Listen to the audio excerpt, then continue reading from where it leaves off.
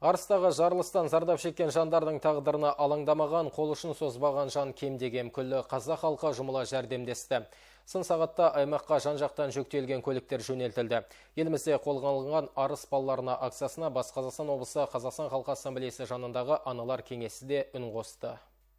Қазір облыс аумағында 157 аналар кеңесі құрамында 1000-нан аса адам бар. Олар бір ауыздан бір күндік жалақысын жарылыстан зардап шеккен тұрғындарға көмек көрсетуге арналған қорға аударған. Аналар кеңесінің мүшелері енді Арыс қаласындағы балалар үйінің 70 тәрбиеленушісіне жәрдемдесіп, білім ұяларын жаңа оқу жылына даярлауға қол ұшын бермек. Бұдан бөлек жайық жеріне жазғы демалысқа келетін арыстық 50 оқушыға қамқорлық көрсетпек. Демалыс кезіндегі уақыттарын бірге өткізуге, аналық мейірімісті көрсетуге, олардың жаңағы сұранысы бойынша өздеріне қажет нәрселерді мүмкін экскурсияға шығарармыз, мүмкін басқа да жаңағы балалардың қажеті болатын болар. Оны енді келгеннен кейін көреміз. Сондай алдымызға қойып отырған мақсатымыз, жоспарымыз бар. Қоржындарымызды дайындап жатырмыз. Ол қоржынның ішінде не кіретіні, сол балаларға қажетті заттар ғана алынады.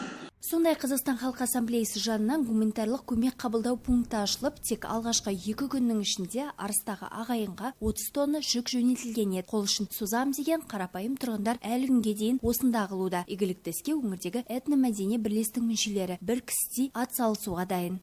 Ассамблеяның мүшелері 3 миллионның үстінде ақша аударып отыр. Мысалы, Агримаш 5 тонна ұнындарын беріп отыр, қазір береміз деп отыр.